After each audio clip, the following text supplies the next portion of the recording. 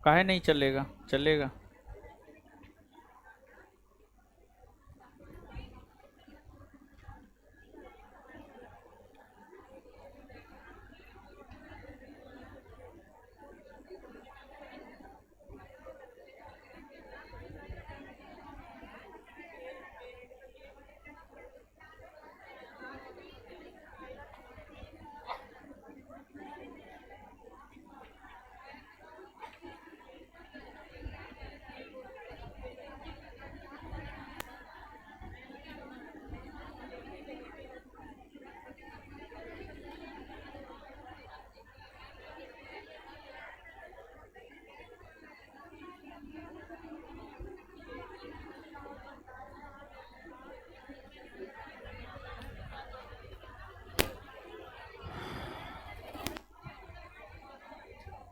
क्या कर रहे हैं आप लोग?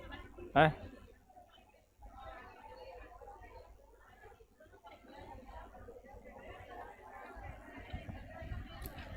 इधर उधर करने थोड़े बोले हैं।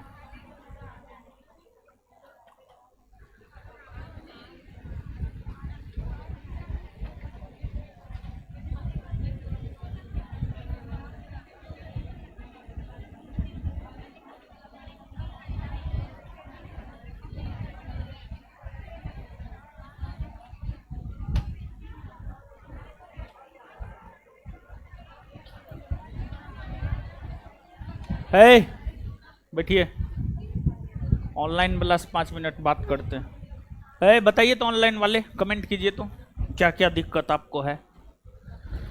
सर मेरा पीडीएफ ओपन नहीं हो रहा है जी। पीडीएफ ओपन काहे न होगा? होगा, थोड़ा सा टाइम दीजिए। पॉलिटिकल पीडीएफ, पॉलिटी का पीडीएफ जो है दिया हुआ है एप्लीकेशन पर जी। एप्लीकेशन पर दिया हुआ है ना जी, दिखाओ तो कहाँ दिया हुआ है।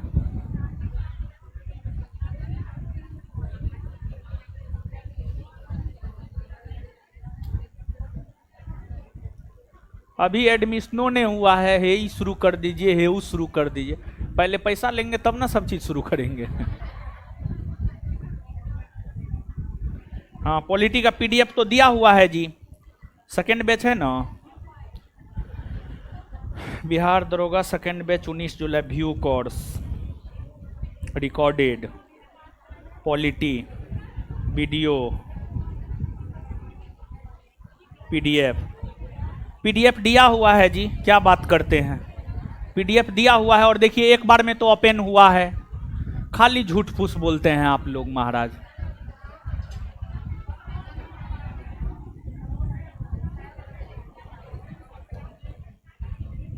कितना 10 चैप्टर ना दिया है, 1 से लेकर 10 तक ना। देखिए तो तुरंत तुरंत देखिए ओपन हो रहा है ना जी। ये देखिए ये सब कैसे बोलता है, देखिए आपको दिखा रहे हैं, आप बोलिएगा। देखिए सेकंड बैच है नहीं, इसको आप दाबिए, व्यू किए, पॉलिटी में जाइए, पॉलिटी में पीडीएफ में जाइए, ओपन कीजिए। देखिए ओपन हुआ, कितना स्मूथली एप्लीकेशन काम कर रहा है?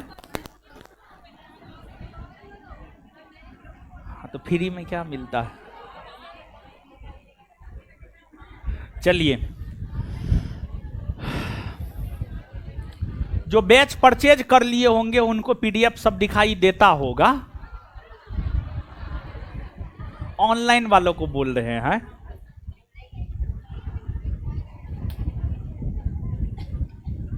पुराना पॉलिटी का नोट है जी। हे भगवान, आप सब चीज पुराना खरीद ली हैं।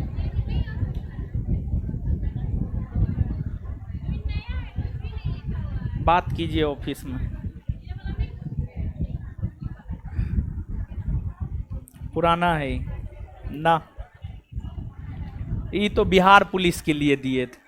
आप दरोगा बनने जा रहे हैं, ये बिहार पुलिस का नोट है, ठीक है। हाँ वो बोला चलेगा, वो बोला ठीक है। चलिए अब शांत रहिए। काहे के लिए पटना आने का जरूरत नहीं है, एप्लीकेशन पर दिया जाता है, उसको ओपन करके किसी भी फोटो स्टेट के दुकान से निकलवा लीजिए। पटना आकर के क्या कीजिएगा, पैसा लगता है तो क्या किया जा सकता है, हैं?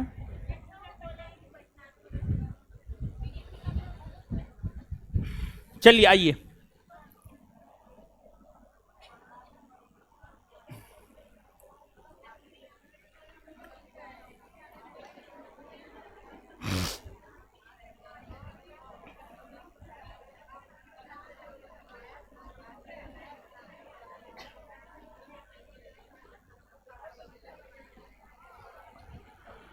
शांत हो जाइए अब।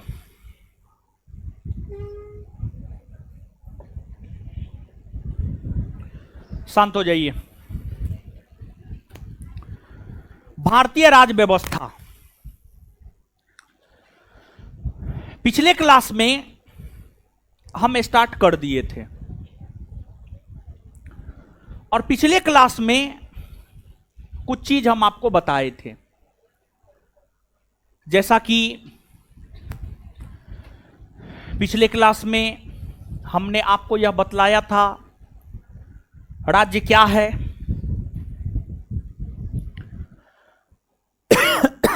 राज्य क्या है, संविधान क्या है, भारतीय राजनीतिक व्यवस्था में सर्वोच्च स्थान किसे प्राप्त है। यह सब बात पिछले क्लास में हम आपको बतलाए थे, ठीक है।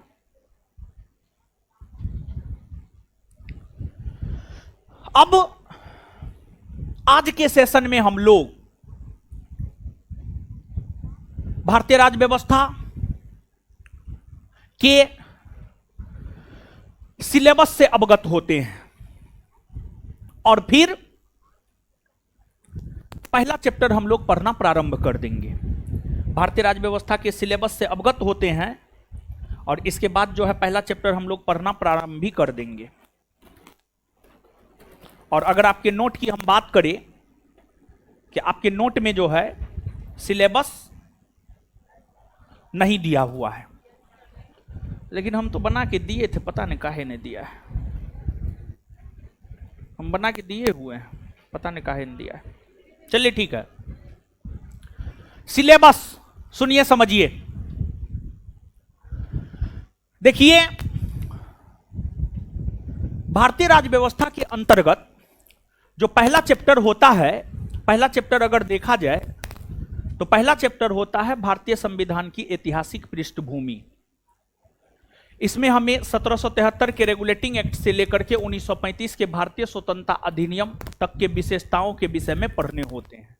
फिर दूसरा चैप्टर होता है संविधान सभा, संविधान सभा। तीसरा चैप्टर होता है संविधान की विशेषता। चौथा चैप्टर होता है प्रस्तावना।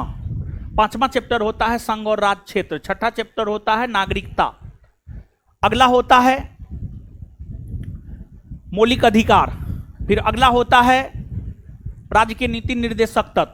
फिर अगला होता है मौलिक कर्तव्य। फिर संघ का शासन, राज्य का शासन, केंद्र शासित प्रदेश का शासन प्रशासन, फिर स्थानीय स्वशासन, फिर केंद्र राज्य संबंध, फिर आपात उपबंध, फिर राजभाषा आयोग, फिर भारत में निर्वाचन प्रणाली, और फिर संविधान संशोधन, और फिर विभिन्न आयोग परिषद। बस यही है, यही सब चैप्टर मूल तौर पर हमें पढ़ने हैं, यही आपके सिलेबस में है। तो जो भी चैप्टर का हम आपको नाम लिए होंगे वो सब आपके सिलेबस का अंग है। हम लिख करके दिए हुए थे, पता नहीं क्यों नहीं दिया है, तो हम सिलेबस का एक एक पेज जो है पॉलिटी का हम आपको कल अगले क्लास में हम आपको बंटवा देंगे। समझ गए? सिलेबस का एक पेज जो है हम आपको बंटवा देंगे। और history, polity, geography, current, 4 subject हम आपको पढ़ाएंगे। तो हिस्ट्री, पॉलिटी, ज्योग्राफी, करेंट, चारों सब्जेक्ट का हम आपको सिलेबस बंटवा दे रहे हैं। अगले क्लास में हम 2 से 3 पेज में आएगा, हम आपको बंटवा देंगे। अभी तो डेमो ही चल रहा है, आपको हमारे पास एडमिशन लेना होगा लीजिएगा, नहीं लेना होगा मत लीजिएगा। लेकिन जो सिलेबस हम अगले क्लास में आपको लिख करके देंगे, आप तैयारी कीजिएगा बिहार दरोगा का, या आप बिहार एसएससी का, या बीपीएससी का, बिहार में किसी भी परीक्षा का आप तैयारी कीजिएगा। वो जो सिलेबस हम आपको देंगे बिहार के हर परीक्षा के लिए होगा। और ऐसा नहीं है कि बीपीएससी में अलग जीएस पूछता है, अब बिहार एसएससी में अलग जीएस पूछता है, नहीं सब में एक ही जीएस पूछता है। वैसे भरम है कि फलना चिलना ढेकना फेंकना, समझे? तो ये सब चक्कर में नहीं पड़ना है। लेकिन आप बिहार एसआई बैच में तो हम यही कह के सिलेबस देंगे, वो बिहार एसआई का सिलेबस है, समझे? दीजिए। तो सिलेबस अगले क्लास में हम अपने चारों सब्जेक्ट का दे देते हैं। और अब आइए हम लोग अपने पहले चैप्टर को प्रारंभ कर रहे हैं। पहला चैप्टर जो है भारतीय संविधान का ऐतिहासिक पृष्ठभूमि, लेकिन जो है चैप्टर जो हम आपको लिखे हैं नया नोट में अगर आप देखेंगे, भारत का संवैधानिक इतिहास।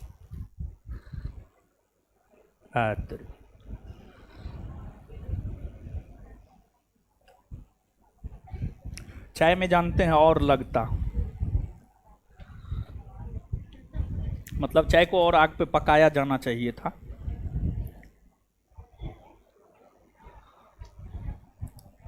अरे थोड़ा समय दे करके अच्छा चाय लाया करो यार।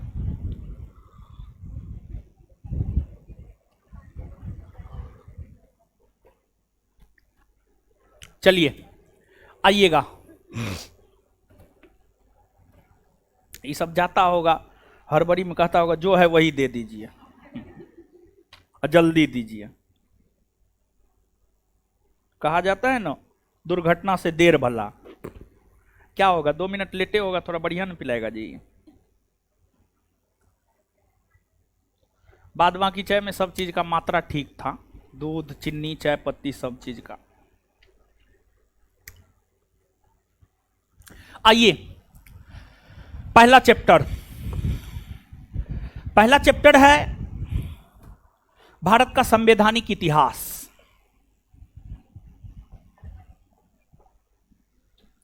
भारत का संवैधानिक इतिहास।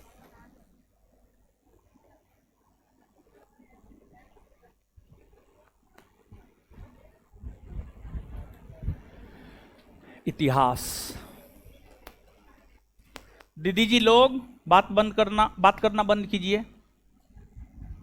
भारत का संवैधानिक इतिहास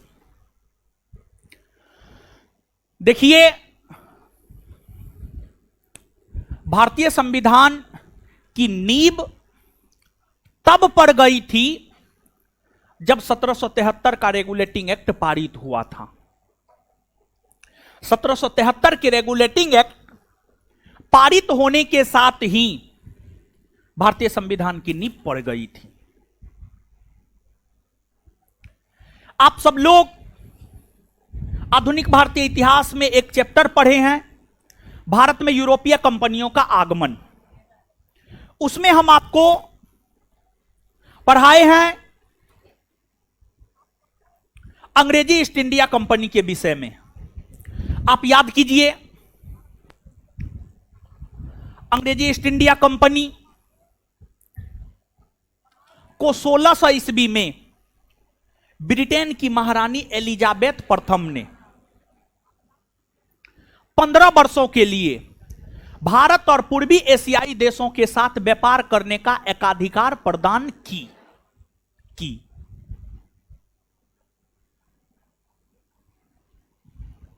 लेकिन आगे चलकर ब्रिटेन के सम्राट, ब्रिटेन के राजा जेम्स प्रथम ने 1609 ईस्वी में अंग्रेजी ईस्ट इंडिया कंपनी को भारत और पूर्वी एशियाई देशों के साथ व्यापार करने को लेकर अनिश्चितकालीन व्यापारिक एकाधिकार प्रदान किया। और फिर अंग्रेजी ईस्ट इंडिया कंपनी भारत में व्यापार करने के लिए आई।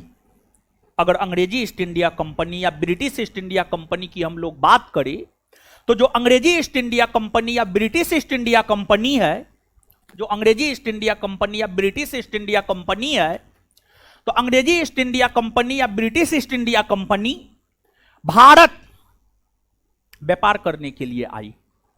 अंग्रेजी ईस्ट इंडिया कंपनी या British east India company Bharat व्यापार करने के लिए आई। और जब यह कंपनी भारत व्यापार करने के लिए आई तो चांदी लेकर आता था यह कंपनी, चांदी लेकर यह कंपनी आता था, और उसी माध्यम से अंग्रेजी ईस्ट इंडिया कंपनी भारत में व्यापार किया करती थी। अंग्रेजी ईस्ट इंडिया कंपनी की स्थापना अकबर के समय, मुगल बादशाह अकबर के समय हुआ और अंग्रेजी ईस्ट इंडिया कंपनी भारत में व्यापार करना शुरू की जहांगीर के समय, और औरंगजेब के समय तक अंग्रेजी ईस्ट इंडिया कंपनी का भारत में अगर देखा जाए तो व्यापारिक स्थिति काफी मजबूत हो गया भारत में। और आगे चलकर 1707 ईस्वी में मुगल बादशाह औरंगजेब का निधन हो गया और औरंगजेब के निधन होने के बाद कोई भी योग्य मुगल बादशाह नहीं हुए। औरंगजेब के निधन होने के बाद अगर देखा जाए तो कोई भी योग्य मुगल बादशाह उत्पन्न नहीं हुए और 1707 ईस्वी में औरंगजेब के निधन होने के बाद कोई योग्य मुगल बादशाह उत्पन्न नहीं हुए, अयोग्य मुगल बादशाह सब हुए। उसी का फायदा अंग्रेजी कंपनी ने भी उठाया और 1707 ईस्वी के बाद भारत में जो राजनीतिक अस्थिरता का दौर उत्पन्न हो गया था उसका फायदा उठाते हुए अंग्रेजी ईस्ट इंडिया कंपनी ने 1757 के पलासी के युद्ध में बंगाल के नवाब को पराजित कर और 1764 के युद्ध में 1764 के बक्सर के युद्ध में भारत की संयुक्त सेना को अंग्रेजी ईस्ट इंडिया कंपनी पराजित कर भारत में राजनीतिक तौर पर अपनी स्थिति को मजबूत किया और 1765 के बाद अंग्रेजी ईस्ट इंडिया कंपनी सीधे तौर पर, प्रत्यक्ष तौर पर भारत की राजनीति में हस्तक्षेप करना शुरू कर दिया था।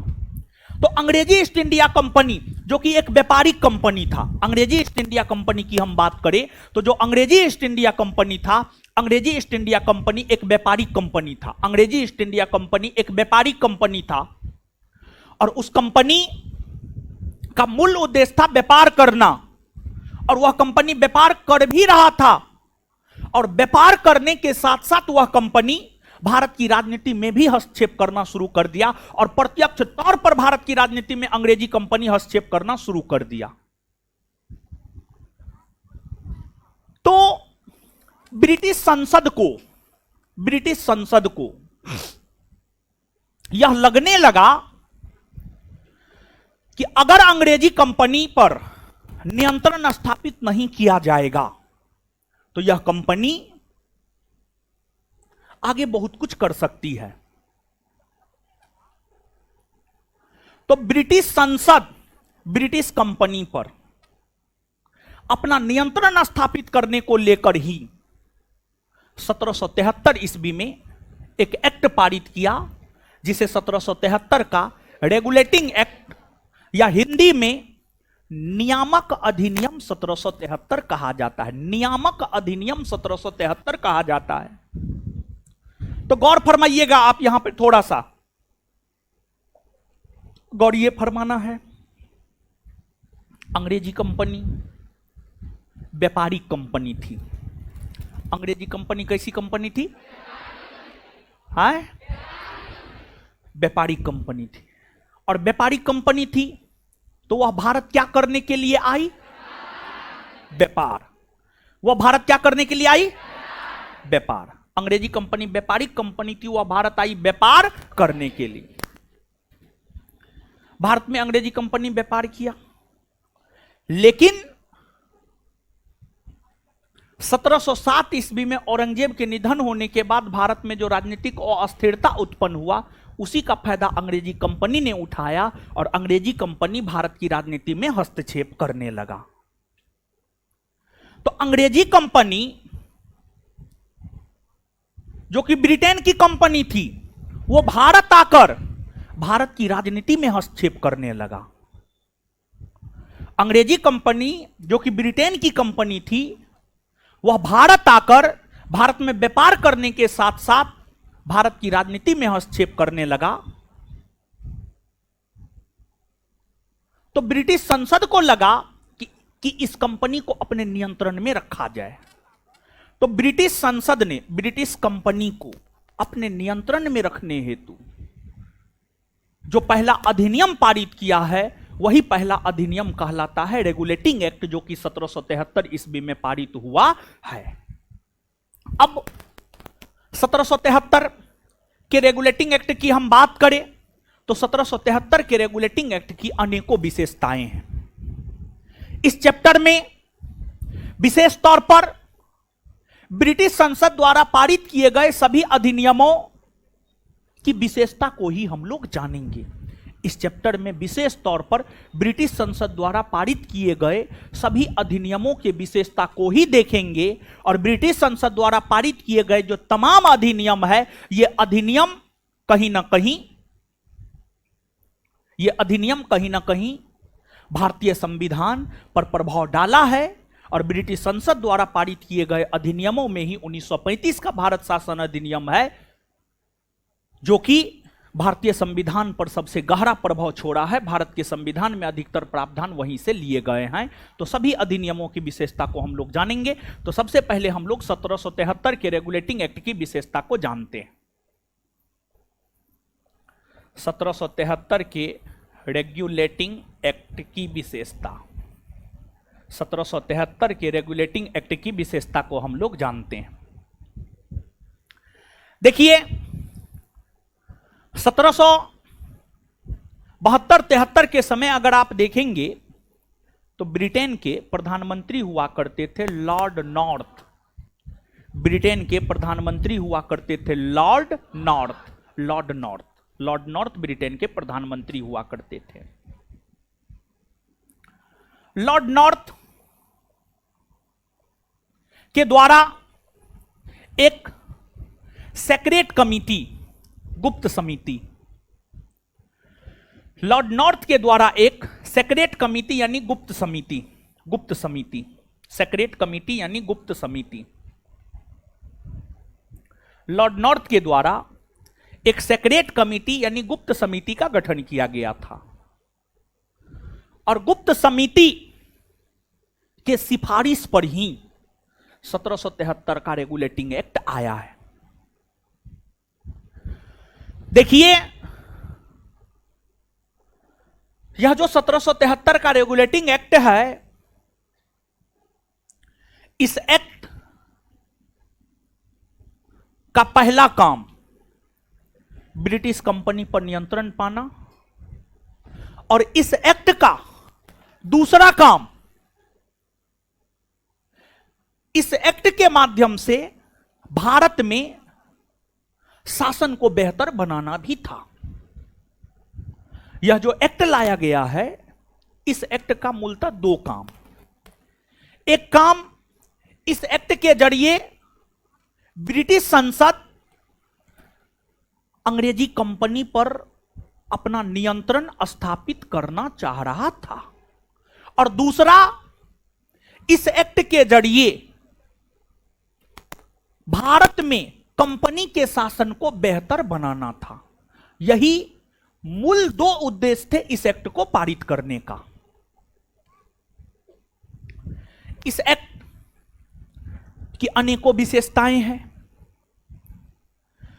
इस एक्ट में कई सारे प्रावधान किए गए हैं। इस एक्ट में जो कई सारे प्रावधान किए गए हैं, उसमें पहला प्रावधान यह था कि बंगाल के गवर्नर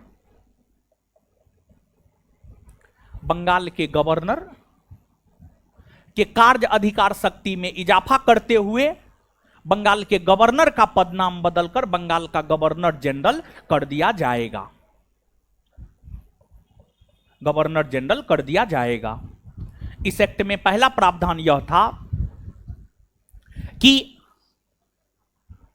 बंगाल के गवर्नर के कार्य अधिकार शक्ति में इजाफा किया जाएगा और बंगाल के गवर्नर का पदनाम बदलकर बंगाल का गवर्नर जनरल कर दिया जाएगा। इस एक्ट में दूसरा प्रावधान यह था कि देखिए, अंग्रेजों की अगर हम बात करें तो अंग्रेजों का 3 मुख्यालय नगर था। अंग्रेजों का 3 मुख्यालय नगर था, मुंबई, मद्रास, कोलकाता। मुंबई, मद्रास और कोलकाता। तो मुंबई का अगला गवर्नर होता था, मद्रास का अलग गवर्नर होता था, कोलकाता का अलग गवर्नर होता था। मुंबई का अलग गवर्नर, मद्रास का अलग गवर्नर और कोलकाता का अलग गवर्नर होता था, कोलकाता का अलग गवर्नर होता था। और तीनों एक दूसरे से स्वतंत्र थे, सब एक दूसरे से स्वतंत्र थे, सब कोई एक दूसरे से क्या था, स्वतंत्र। हर कोई एक दूसरे से क्या था, स्वतंत्र। हर कोई एक दूसरे से स्वतंत्र था।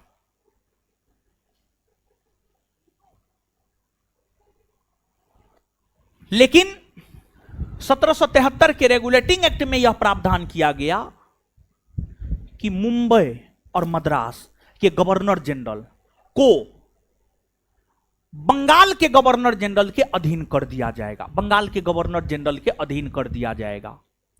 तो इस एक्ट के तहत जो है, इस एक्ट के तहत अगर देखा जाए तो मुंबई और मद्रास के गवर्नर को, मुंबई और मद्रास के गवर्नर को बंगाल के गवर्नर जनरल के अधीन कर दिया गया, बंगाल के गवर्नर जनरल के अधीन कर दिया गया। और जो बंगाल के गवर्नर जनरल थे, बंगाल के गवर्नर जनरल को उसके कार्यों में सहयोग करने हेतु एक 4 सदस्यीय परिषद के गठन को लेकर भी प्रावधान 1773 के रेगुलेटिंग एक्ट में किया गया था। यानी 1773 के रेगुलेटिंग एक्ट में यह प्रावधान किया गया था, 1773 के रेगुलेटिंग एक्ट में यह प्रावधान किया गया था कि 1773 के रेगुलेटिंग एक्ट में यह प्रावधान किया गया था कि, यह प्रावधान किया गया था कि बंगाल के गवर्नर जनरल को उसके कार्यों में सहयोग देने हेतु 4 सदस्यीय परिषद का गठन किया जाएगा। और फिर इस एक्ट के तहत बंगाल के प्रथम गवर्नर जनरल वारेन हेस्टिंग्स बने, बंगाल के प्रथम गवर्नर जनरल वारेन हेस्टिंग्स बने। और वारेन हेस्टिंग्स को उसके कार्यों में सलाह एवं सहयोग देने हेतु जो 4 सदस्यीय गवर्निंग काउंसिल का गठन किया गया था, वो 4 सदस्यीय गवर्निंग काउंसिल में फिलिप फ्रांसिस थे, क्लेवडिंग थे, मानसन था, बरबेल था। ये सब व्यक्ति का नाम है, फिलिप फ्रांसिस, मानसन, बारवेल और आपको क्लेवडिंग, ये चारों वारेन हेस्टिंग्स को उसके कार्यों में सहयोग करने का काम कर रहा था, सहयोग करने का काम कर रहा था। और फिर बंगाल के गवर्नर जनरल इन चारों के सहयोग से अपने काम को आगे भी बढ़ा रहे थे। इसके बाद 1773 के रेगुलेटिंग एक्ट की हम लोग बात करें तो इस एक्ट में यह भी प्रावधान किया गया था कि कोलकाता में सुप्रीम कोर्ट का गठन किया जाएगा। इस एक्ट में यह भी प्रावधान किया गया था कि कोलकाता में सुप्रीम कोर्ट का गठन किया जाएगा, कोलकाता में सुप्रीम कोर्ट का गठन किया जाएगा। और 1773 के रेगुलेटिंग एक्ट के प्रावधानों के तहत ही कलकत्ता में सुप्रीम कोर्ट का गठन 1774 में हुआ। देखिए यहां पर कंफ्यूजन होता है, तो गौर से चीजों को समझा रहे हैं, ध्यान से सुनिएगा, समझिएगा। देखिए शासन किसी भी लोकतांत्रिक देश में, विश्व के किसी भी लोकतांत्रिक देश में आप जाकर के देखिएगा, शासन के 3 अंग होते हैं, कार्यपालिका, विधायिका, न्यायपालिका। विश्व के किसी भी देश में, किसी भी लोकतांत्रिक देश में, किसी भी देश में नहीं बल्कि विश्व के किसी भी लोकतांत्रिक देश में आप देखिएगा शासन के 3 अंग होते हैं, कार्यपालिका, विधायिका और न्यायपालिका। तो जब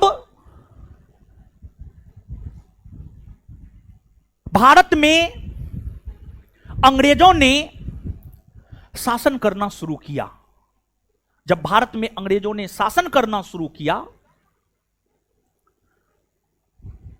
तो भारत में न्यायिक संगठन की स्थापना भी अंग्रेजों ने किया। भारत में न्यायिक संगठन की भी स्थापना अंग्रेजों ने किया ताकि न्याय मिल सके, ताकि भारत के लोगों को न्याय मिल सके, न्याय मिल सके। शुरू में तो अंग्रेज सिर्फ बंगाले तक न थे जी, तो बंगाल के क्षेत्र के लिए कलकत्ता में सुप्रीम कोर्ट का गठन किया। कलकत्ता में सुप्रीम कोर्ट का गठन 1773 के रेगुलेटिंग एक्ट के तहत 1774 ईस्वी में हुए। यह कलकत्ता के लिए सुप्रीम कोर्ट था, यह सिर्फ बंगाल के क्षेत्र के लिए सुप्रीम कोर्ट था। जबकि आजादी के बाद 28 जनवरी 1950 को भारत के सुप्रीम कोर्ट का गठन हुआ है, और 28 जनवरी 1950 को जो भारत के लिए सुप्रीम कोर्ट का उद्घाटन हुआ है, वो सुप्रीम कोर्ट पूरे देश के लिए है, पूरे देश के लिए है। गौर फरमाइएगा आप इस बात पे। 28 जनवरी 1950 को जिस सुप्रीम कोर्ट का गठन दिल्ली में हुआ है, वह सुप्रीम कोर्ट पूरे देश के लिए है, वह सुप्रीम कोर्ट पूरे देश के लिए है। और 1773 के रेगुलेटिंग एक्ट के तहत 1774 ईस्वी में जो सुप्रीम कोर्ट का गठन कोलकाता में हुआ है, यह सिर्फ बंगाल के क्षेत्र के लिए था, यह सिर्फ बंगाल के क्षेत्र के लिए था। तो कलकत्ता में सुप्रीम कोर्ट का गठन हुआ। जैसे आज वर्तमान में सुप्रीम कोर्ट में एक मुख्य न्यायाधीश होते हैं, कुछ अन्य न्यायाधीश होते हैं। वर्तमान में सुप्रीम कोर्ट में एक मुख्य न्यायाधीश और 33 अन्य न्यायाधीश हैं। तो वैसे ही जब कोलकाता में सुप्रीम कोर्ट का गठन किया गया था, तो कोलकाता के सुप्रीम कोर्ट में एगो मुख्य न्यायाधीश और 3 गो अन्य न्यायाधीश था। कोलकाता के सुप्रीम कोर्ट में एक मुख्य न्यायाधीश और 3 गो अन्य न्यायाधीश था। कोलकाता के सुप्रीम कोर्ट में जो एक मुख्य न्यायाधीश, 3 अन्य न्यायाधीश थे, कोलकाता के सुप्रीम कोर्ट के प्रथम मुख्य न्यायाधीश सर एलिजाह इम्पे को बनाया गया था। Sir Elijah Impey, sir Elijah Impey Kolkata के सुप्रीम कोर्ट के प्रथम मुख्य न्यायाधीश बने थे। वही कोलकाता के सुप्रीम कोर्ट के जो 3 अन्य न्यायाधीश थे, हाइड, चैम्बर्स, लिमेस्टर, हाइड, चैम्बर्स और लिमेस्टर, हाइड, चैम्बर्स और लिमेस्टर, यही कलकत्ता के सुप्रीम कोर्ट के 3 अन्य न्यायाधीश थे। और देखिए इस एक्ट में हुआ क्या था जानते हैं? अंग्रेजों ने प्रयास यह किया कि भारत में अंग्रेजों के शासन को बेहतर बनाया जाए, लेकिन अंग्रेजों से भूल हो गई। अंग्रेजों से भूल क्या हो गई? अंग्रेजों से भूल यह हो गई कि बंगाल के गवर्नर जनरल के कार्य अधिकार शक्ति में इजाफा कर दिया, कोलकाता में सुप्रीम कोर्ट का गठन कर दिया, सब कुछ कर दिया, लेकिन बंगाल के गवर्नर जनरल और कोलकाता के सुप्रीम कोर्ट के काम को विभाजित नहीं किया गया था। कोलकाता के सुप्रीम कोर्ट और बंगाल के गवर्नर जनरल के काम को विभाजित नहीं किया गया था। जैसे आज के डेट में कार्यपालिका का काम स्पष्ट है। संविधान को अगर आप पढ़ेंगे तो संविधान में कार्यपालिका का काम स्पष्ट है कि कार्यपालिका को ये करना है। विधायिका का काम भी स्पष्ट है कि विधायिका को ये करना है। न्यायपालिका का काम भी स्पष्ट है कि न्यायपालिका को ये करना है, न्यायपालिका को ये करना है, न्यायपालिका को ये करना है। हर किसी का काम स्पष्ट है। संविधान का यही तो महत्व है। संविधान ने हर चीज को स्पष्ट कर दिया है। संविधान का यह महत्व है। तो लेकिन 1773 के रेगुलेटिंग एक्ट में बंगाल के गवर्नर जनरल और कलकत्ता के सुप्रीम कोर्ट के काम को स्पष्ट नहीं किया गया था। मतलब किसके क्षेत्राधिकार में क्या क्या आएगा और क्या नहीं आएगा, यह स्पष्ट नहीं किया गया था। जिस वजह से होता क्या था, होता यह था, कोलकाता का सुप्रीम कोर्ट बंगाल के गवर्नर जनरल के काम में हस्तक्षेप कर देता था और बंगाल का गवर्नर जनरल कोलकाता के सुप्रीम कोर्ट के काम में हस्तक्षेप कर देता था। दोनों एक दूसरे के काम में हस्तक्षेप कर देता था। इससे विवाद खड़ा हो जाता था। तो 1773 के रेगुलेटिंग एक्ट के जरिए भारत के शासन प्रशासन को कंपनी के अधीन बेहतर बनाने का प्रयास किया गया, लेकिन उसमें भूल हो गई, जिस वजह से 1773 के रेगुलेटिंग एक्ट को प्रयास और भूल की संज्ञा दी जाती है। जिस वजह से 1773 के रेगुलेटिंग एक्ट को प्रयास और भूल की संज्ञा दी जाती है, प्रयास और भूल की संज्ञा दी जाती है। और फिर आगे चलकर 1773 के रेगुलेटिंग एक्ट की कमियों को दूर करने के लिए, आगे चलकर 1773 के रेगुलेटिंग एक्ट की कमियों को दूर करने के लिए 1781 ईस्वी में, 1773 के रेगुलेटिंग एक्ट की कमियों को दूर करने के लिए 1781 ईस्वी में एक एक्ट लाया गया, जिसे एक्ट ऑफ सेटलमेंट कहा जाता है, जिसे एक्ट ऑफ सेटलमेंट, जिसे एक्ट ऑफ सेटलमेंट, जिसे एक्ट ऑफ सेटलमेंट कहा जाता है। 1773 के रेगुलेटिंग एक्ट की कमियों को दूर करने के लिए 1781 ईस्वी में एक एक्ट लाया गया, जिसे एक्ट ऑफ सेटलमेंट कहा जाता है। और इस एक्ट के जरिए बंगाल के गवर्नर जनरल के कार्याधिकार शक्ति को स्पष्ट कर दिया गया और कलकत्ता के सुप्रीम कोर्ट के कार्याधिकार शक्ति को भी स्पष्ट कर दिया गया। तो इससे प्रशासन में एक पारदर्शिता आई, शासन प्रशासन में एक पारदर्शिता आई, जो जरूरी भी था। और 1773 के रेगुलेटिंग एक्ट के जरिए कहीं ना कहीं भारत में केंद्रीय प्रशासन की नींव पड़ी, केंद्रीय प्रशासन की जो है आपको नींव पड़ी हुई भी मानी जाती है। तो ये 1773 के रेगुलेटिंग एक्ट के विषय में हुआ। तो आप 1773 के रेगुलेटिंग एक्ट को थोड़ा सा पढ़िए, पढ़िए तो।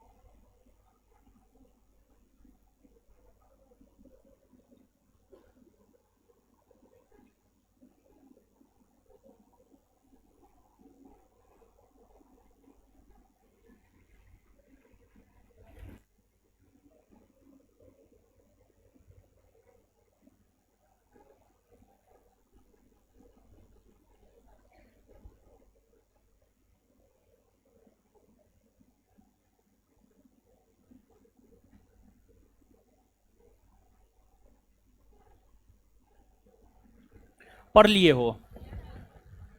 चलिए आइए तो बताइए तो फटाफट।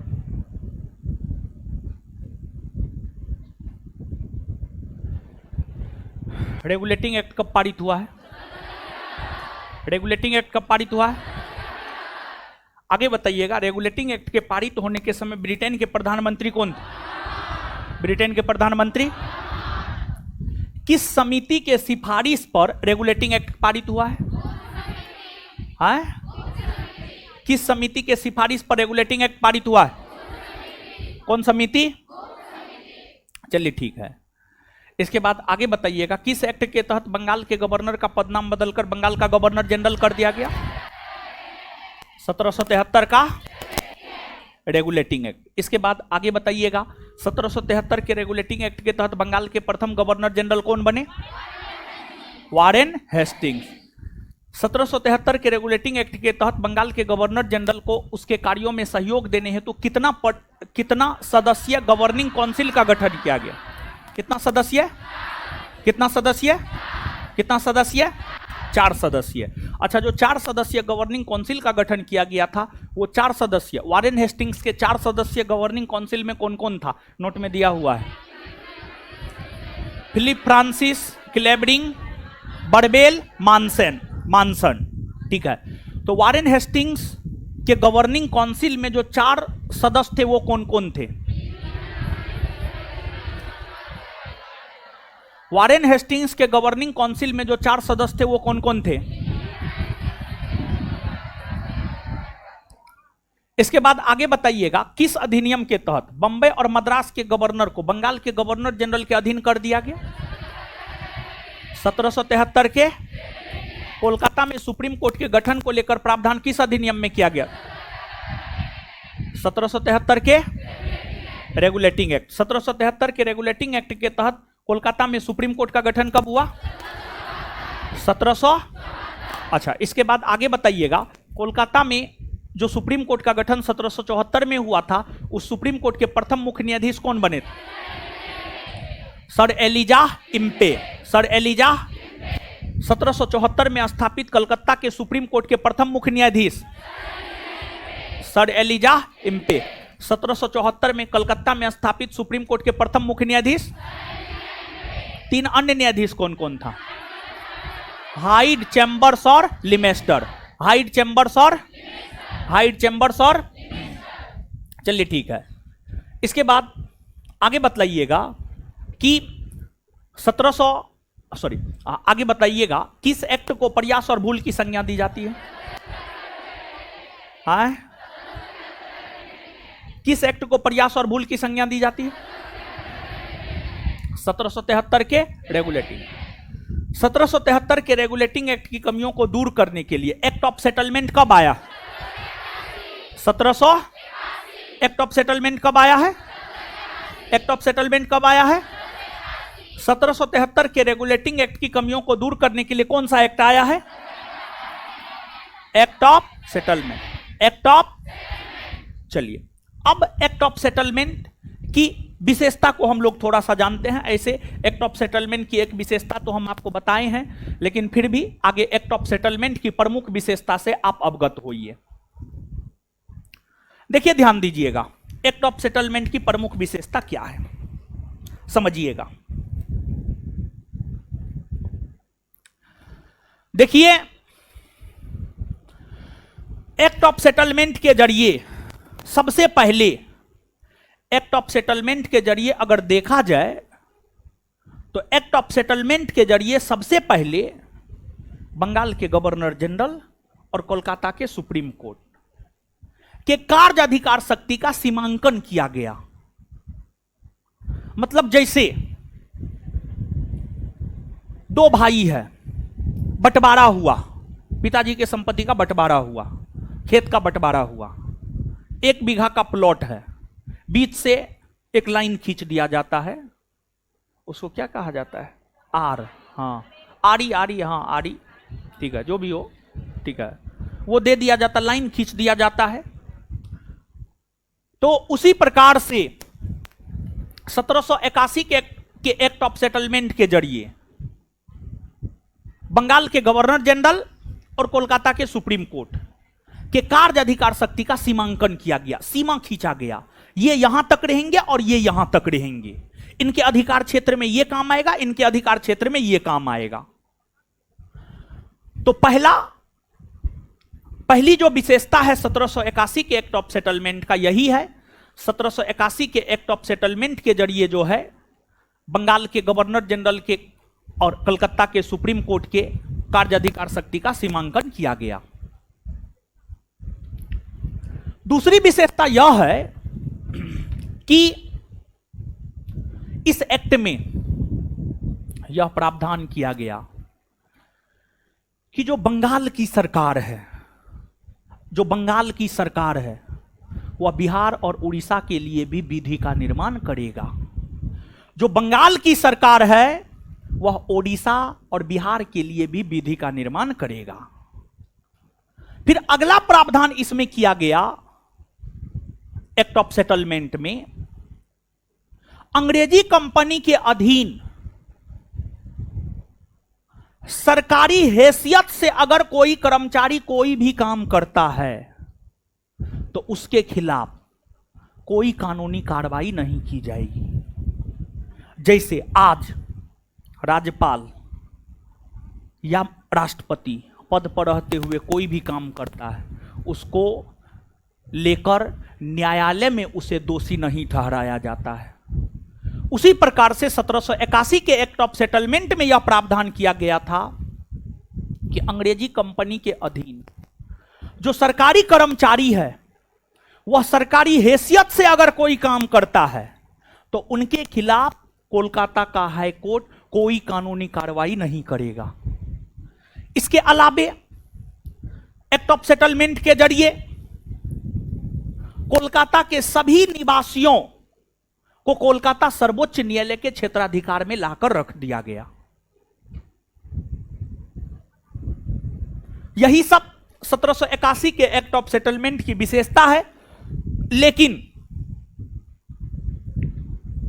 1781 के एक्ट ऑफ सेटलमेंट की विशेषताओं में विशेष तौर पर आपको इस बात को याद रखना है कि 1781 के एक्ट ऑफ सेटलमेंट के जरिए अगर देखा जाए तो 1781 के एक्ट ऑफ सेटलमेंट के जरिए बंगाल के गवर्नर जनरल और कोलकाता के सुप्रीम कोर्ट के बीच के क्षेत्राधिकार में सीमांकन किया गया। सबसे ज्यादा जरूरी यही पॉइंट है, इसी पॉइंट को आपको याद रखना है। सबसे ज्यादा जरूरी यही पॉइंट है, इसी को याद रखना है। बताने के लिए 3-4-5 पॉइंट हमने 3-4-5 विशेषता बतलाया है, वो 3-4-5 विशेषता नहीं भी याद रखेंगे कोई दिक्कत नहीं है, लेकिन ये जो इस लाइन को हम 2 बार 3 बार 4 बार करके बोले हैं ये जरूरी है।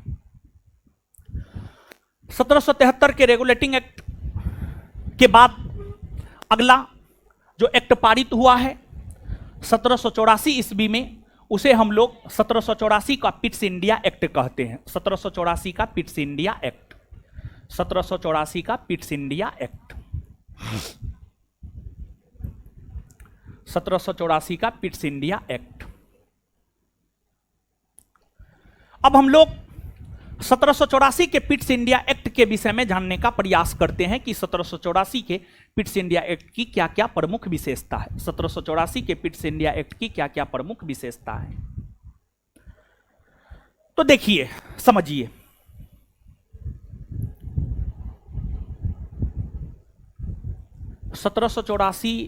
ईस्वी के समय ब्रिटेन के प्रधानमंत्री हुआ करते थे विलियम पिट।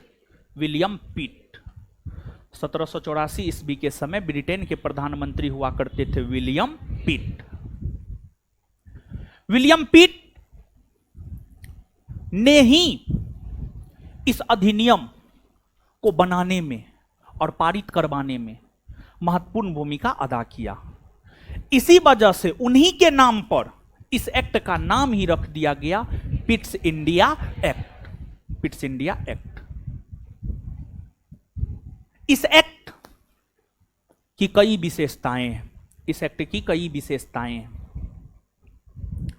इस एक्ट की जो कई विशेषताएं हैं उसमें पहली विशेषता यह है, इस एक्ट में यह प्रावधान किया गया कि बोर्ड ऑफ कंट्रोलर का गठन किया जाएगा।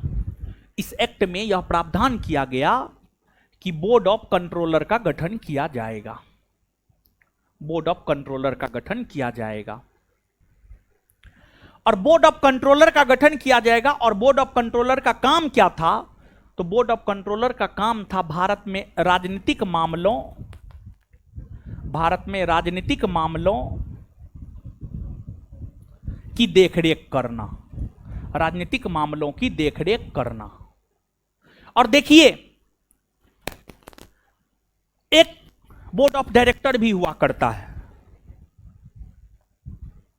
जब 1600 ईस्वी में ब्रिटिश ईस्ट इंडिया कंपनी की स्थापना हुई थी ना, तो ब्रिटिश ईस्ट इंडिया कंपनी की स्थापना के साथ ही कंपनी के व्यापारिक मामलों को देखने के लिए बोर्ड ऑफ डायरेक्टर का गठन किया जा चुका था। कंपनी के व्यापारिक मामलों को देखने के लिए बोर्ड ऑफ डायरेक्टर का गठन किया जा चुका था। बोर्ड ऑफ डायरेक्टर तो पहले से अस्तित्व में था, और बोर्ड ऑफ डायरेक्टर की अगर आप बात करेंगे तो वह कंपनी के व्यापारिक मामलों को देखा करता था, कंपनी के व्यापारिक मामलों को देखा करता था। और कंपनी भारत में व्यापार करना शुरू जहांगीर के समय से ही कर दिया था। कंपनी भारत में व्यापार करना शुरू जहांगीर के समय से ही कर दिया था। तो जब कंपनी भारत में व्यापार करना शुरू कर दिया था तो उसी समय से बोर्ड ऑफ डायरेक्टर भी हुआ करता था। बोर्ड ऑफ डायरेक्टर उसी समय से अस्तित्व में था, बोर्ड ऑफ डायरेक्टर। तो कंपनी के व्यापारिक मामलों को देखने के लिए एक बोर्ड ऑफ डायरेक्टर हुआ करता था। कंपनी के व्यापारिक मामलों को देखने के लिए एक बोर्ड ऑफ डायरेक्टर हुआ करता था। और बोर्ड ऑफ डायरेक्टर की अगर हम बात करें तो जो बोर्ड ऑफ डायरेक्टर था यह कंपनी के व्यापारिक मामलों को देखा करता था। जो बोर्ड ऑफ डायरेक्टर था, बोर्ड ऑफ डायरेक्टर की अगर हम बात करें तो बोर्ड ऑफ डायरेक्टर जो है कंपनी के व्यापारिक मामलों को देखा करता था। बोर्ड ऑफ डायरेक्टर कंपनी के व्यापारिक मामलों को देखा करता था। यह पहले से अस्तित्व में था। जब से कंपनी भारत में व्यापार करना शुरू की थी उसी टाइम से बोर्ड ऑफ डायरेक्टर अस्तित्व में था। लेकिन 1784 के पिट्स इंडिया एक्ट में बोर्ड ऑफ कंट्रोलर का गठन किया गया। बोर्ड ऑफ कंट्रोलर कंपनी के राजनीतिक मामलों को देखता। तो अब आप देखिएगा कि बोर्ड ऑफ डायरेक्टर पहले से कंपनी के व्यापारिक मामला को देख रहा था। अब बोर्ड ऑफ कंट्रोलर का गठन 1784 के पिट्स इंडिया एक्ट के तहत किया गया जो कंपनी के राजनीतिक मामलों को देख रहा था। मतलब कहीं ना कहीं दो संस्था काम कर रहा था, बोर्ड ऑफ डायरेक्टर और बोर्ड ऑफ कंट्रोलर। तो हम यह कह सकते हैं कि जो 1784 का पिट्स इंडिया एक्ट है इसके तहत द्वैध शासन, इसके तहत भारत में द्वैध शासन की शुरुआत हुई। इसके तहत भारत में द्वैध शासन की शुरुआत हुई क्योंकि दो दो संस्था भारत में कार्यरत है। इसी वजह से आप यह कह सकते हैं कि 1784 के पिट्स इंडिया एक्ट के तहत भारत में द्वैध शासन प्रणाली की शुरुआत हुई है। इसके बाद यह जो 1784 का पिट्स इंडिया एक्ट है इसमें यह भी प्रावधान किया गया था कि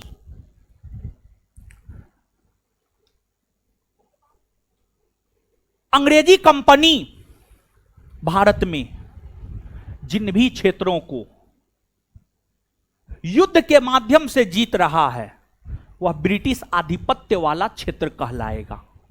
इस एक्ट में यह भी प्रावधान किया गया था, इस एक्ट में यह भी प्रावधान किया गया था कि इस एक्ट में यह भी प्रावधान किया गया था कि अंग्रेजी कंपनी भारत में जिन भी क्षेत्रों को युद्ध के माध्यम से जीतेगा वह ब्रिटिश आधिपत्य वाला क्षेत्र कहलाएगा, वह ब्रिटिश आधिपत्य वाला क्षेत्र कहलाएगा। तो इसके बाद अंग्रेजी कंपनी जो भी क्षेत्र जीतने लगा वो ब्रिटिश आधिपत्य वाला क्षेत्र कहलाने लगा। फिर इस एक्ट के तहत ही जो है आपको गवर्नर जनरल के गवर्निंग काउंसिल की सदस्य संख्या 4 से घटाकर 3 कर दिया गया, 4 से घटाकर 3 कर दिया गया। इस एक्ट में भी कई सारी कमियां थी। इस एक्ट की कमियों को दूर करने के लिए ही 1786 ईस्वी में एक एक्ट आया है जिसे 1786 का अमेंडमेंट एक्ट कहा जाता है। तो जो 1784 का पिट्स इंडिया एक्ट है, 1784 के पिट्स इंडिया एक्ट की अगर आप बात करेंगे तो 1784 के पिट्स इंडिया एक्ट की कमियों को दूर करने के लिए 1786 ईस्वी में एक एक्ट आया है जिसे 1786 का अमेंडमेंट एक्ट कहा जाता है, जिसे 1786 का अमेंडमेंट एक्ट कहा जाता है। 1786 का जो अमेंडमेंट एक्ट है, 1786 का जो अमेंडमेंट एक्ट है, 1786 के अमेंडमेंट एक्ट के तहत गवर्नर जनरल को वीटो का अधिकार दिया गया, विशेषाधिकार दिया गया। मतलब अब अंतिम तौर पर निर्णय गवर्नर जनरल ही लेता, उनके गवर्निंग काउंसिल का कोई महत्व नहीं रह गया। गवर्निंग काउंसिल अगर किसी बात में हां कह रहा है और गवर्नर जनरल ना कह दिया तो ना ही होगा। मतलब विशेषाधिकार, विशेषाधिकार 1786 के अमेंडमेंट एक्ट के तहत, 1786 के अमेंडमेंट एक्ट के तहत जो है गवर्नर जनरल को विशेषाधिकार दे दिया गया। मतलब गवर्नर जनरल जो निर्णय लेगा वही सर्वमान्य होगा, भले उनके गवर्निंग काउंसिल कुछ भी कहे, उससे कोई फर्क नहीं पड़ता है। समझ गए? तो एक बार पढ़िए आप 1784 का पिट्स इंडिया एक्ट।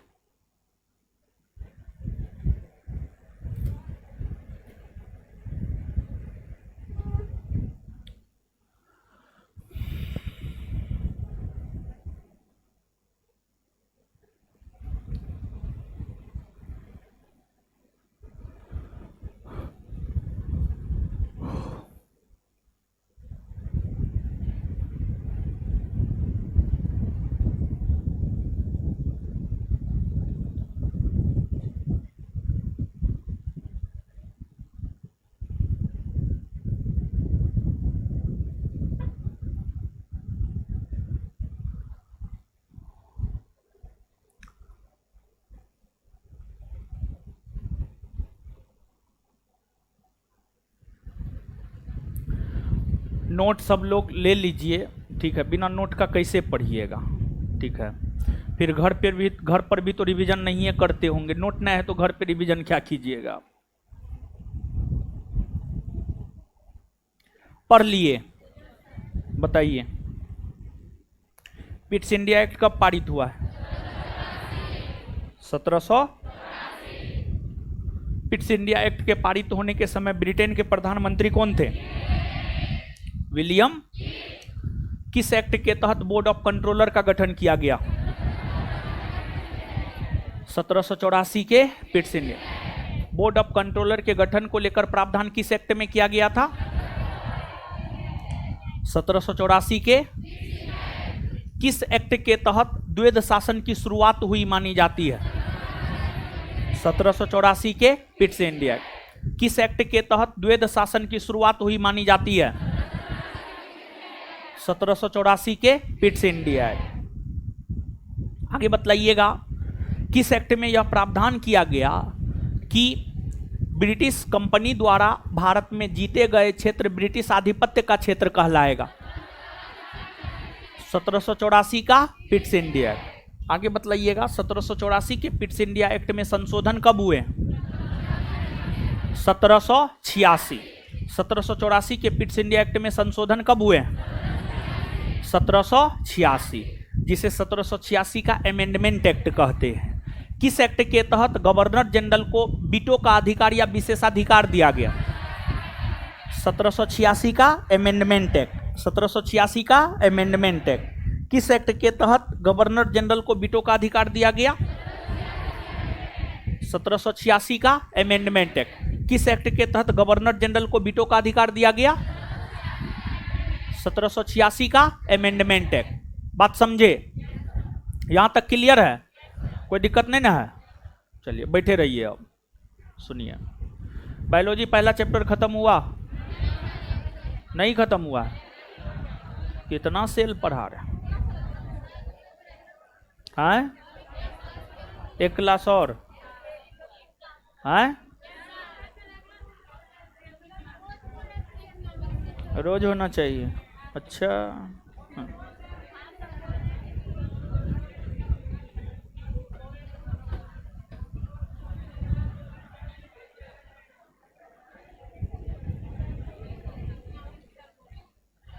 है।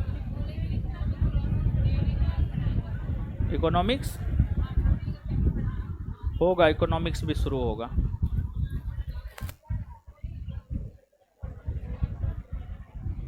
आराम से पढ़ते रहिए।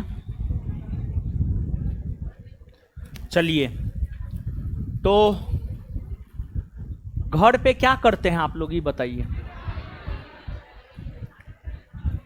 जो आज पढ़ा है आज के आज घर पे रिवीजन करते हैं। जिस रोज जो पढ़ाए सेम डे में रिवीजन कीजिए। जिस रोज जो पढ़ाए सेम डे में रिवीजन कीजिए। सेम डे में रिवीजन कीजिए आप, समझ गए? सेम डे में रिवीजन कीजिए, और जो आज पढ़ा है वो कल का होमवर्क रहेगा। ऐसे तो एक दिन छोड़ एक दिन मेरा क्लास हो रहा है, तो सुन लीजिए। हम पहले भी बोले थे, आज भी बोल रहे हैं। हल्ला मत कीजिए, सुनिए जो समझा रहे हैं, सुनिए आराम से, बक बक मत कीजिए ज़्यादा, ठीक है? जैसे आज हम जितना पढ़ाए हैं, अगले क्लास में हम आएंगे तो पूछेंगे। फिर अगला क्लास तो मेरा शुक्रवार को होगा, लेकिन बृहस्पतिवार को बायोलॉजी का क्लास होता है। तो मतलब बृहस्पतिवार को बायोलॉजी और बुधवार को जो हिस्ट्री पॉलिटी हुआ है वो पूरा आपका होमवर्क रहेगा, वो पूरा हम पूछेंगे।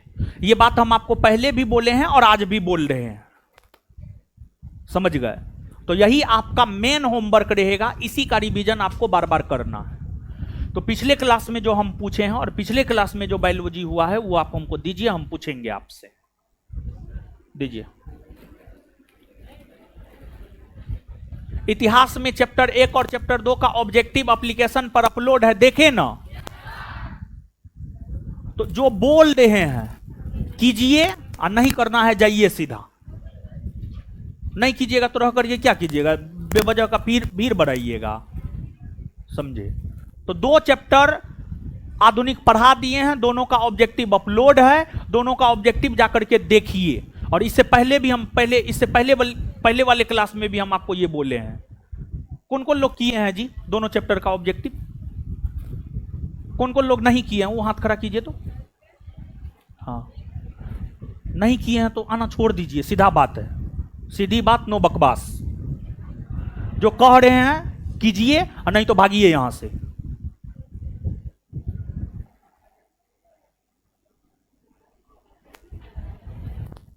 और क्लास करना है रेगुलर कीजिए, नहीं तो मत कीजिए। उठा करके पूछेंगे तो कहेगी हमने आए थे।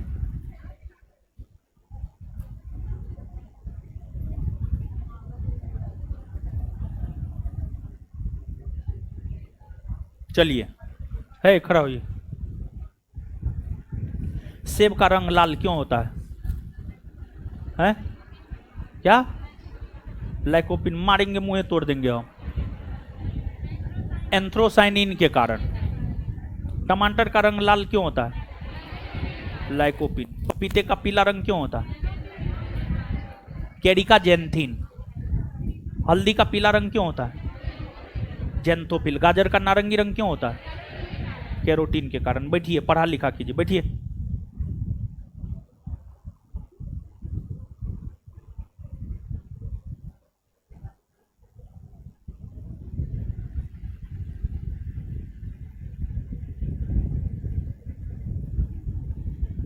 आप लोग में नियमितता न है, ठीक है? कुछ नहीं हो पाएगा ऐसे में, यही हाल रहा तो।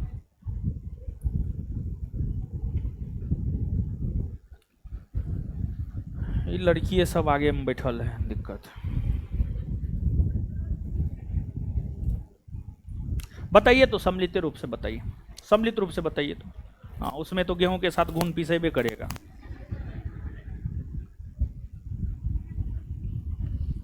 संसार की सबसे छोटी कोशिका माइकोप्लाज्मा। मानव शरीर की सबसे बड़ी कोशिका, मानव शरीर की सबसे बड़ी कोशिका अंडाणु, ओभा। मानव शरीर की सबसे लंबी कोशिका न्यूरॉन ना। कोशिका की खोज कौन किया? रॉबर्ट। कोशिका कौन भाषा का शब्द है? लैटिन ना, जिसका शाब्दिक अर्थ क्या होता है? छोटा कमरा। कोशिका सिद्धांत कौन दिया है? स्लाइडेन और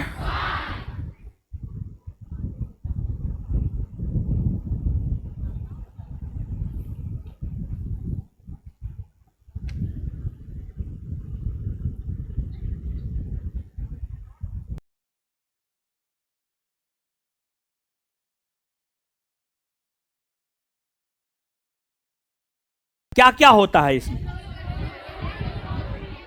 हाँ, पौधे की कोशिका भित्ति किसकी बनी होती है? सेल्यूलोज और हेमी सेल्यूलोज। कवकों की कोशिका भित्ति किसकी बनी होती है? काइटिन और हेमी सेल्यूलोज। जीव द्रव्य का वह भाग जो केंद्रक तथा कोशिका झिल्ली के मध्य होता है उसे क्या कहते हैं? कोशिका द्रव्य। कोशिका द्रव्य।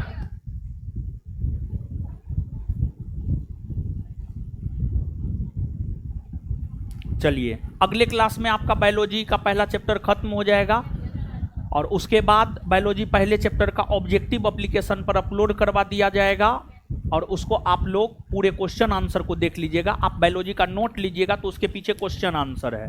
क्वेश्चन आंसर सर करवाए हुए हैं, वो जो है आपको एप्लीकेशन पर अपलोड कर दिया जाएगा। इस पूरे क्वेश्चन आंसर को देख लीजिएगा और जब बायोलॉजी का पहला चैप्टर सुन लीजिए, जब बायोलॉजी का पहला चैप्टर खत्म हो जाएगा ना तो उसके अगले क्लास में बायोलॉजी का जितना क्वेश्चन आंसर है हम आपसे पूछेंगे। और सुनिए, बैठे रहिए, बैठे रहिए, क्वेश्चन पूछ रहे हैं जवाब दीजिए।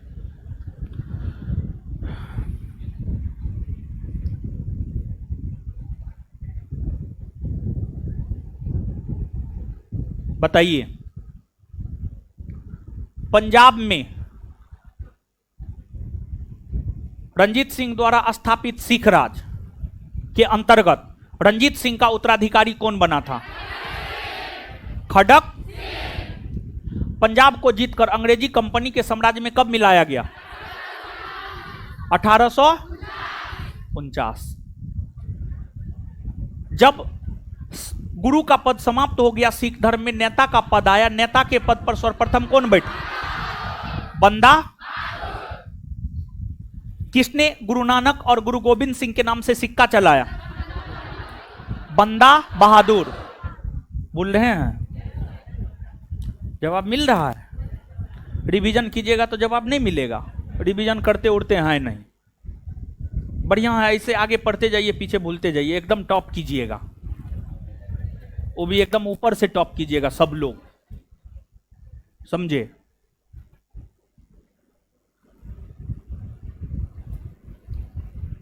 इसके बाद आगे बताइएगा।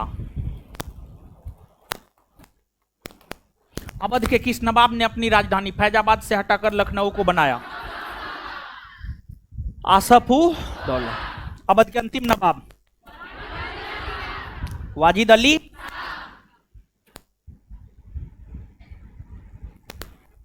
राजा राम मोहन राय का पूर्वगामी किसे माना जाता है? अलबू। करेक्ट।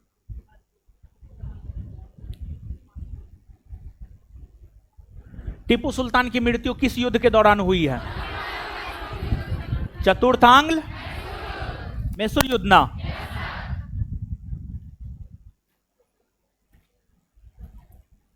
राज्य होने के लिए कौन से 4 गुणों का होना आवश्यक है?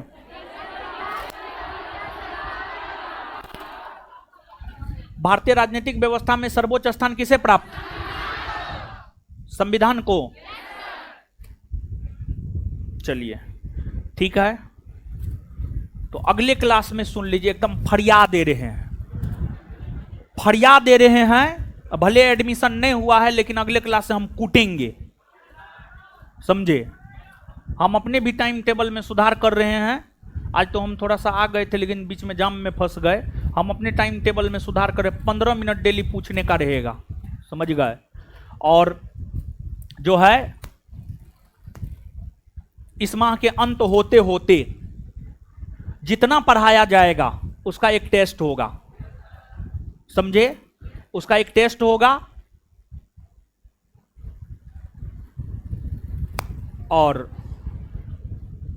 जो होगा सो होगा। तो होमवर्क हम क्लियर कर रहे हैं, सुनिए। और ऑफलाइन वाले लोग बैठे रहिए 1 मिनट, होमवर्क क्लियर कर रहे हैं। अगले क्लास का होमवर्क है आपका, कल बायोलॉजी पहला चैप्टर खत्म हो जाएगा, कल खत्म हो जाएगा, कल एकदम खत्म हो जाएगा। बायोलॉजी पहला चैप्टर सब्जेक्टिव ऑब्जेक्टिव पूरा पूछेंगे हम शुक्रवार को, ठीक है? उसके बाद दूसरा होमवर्क आपका यह है, जहां तक हम पढ़ाए हैं बंगाल के गवर्नर, गवर्नर जनरल में, वहां तक हम आपसे पूछेंगे। ये आपका होमवर्क है, ठीक है, समझे? काट दीजिए अब ऑनलाइन, मिलते हैं अगले क्लास में ऑनलाइन। ऑफलाइन वाले लोग 1 मिनट रुकिए सिर्फ।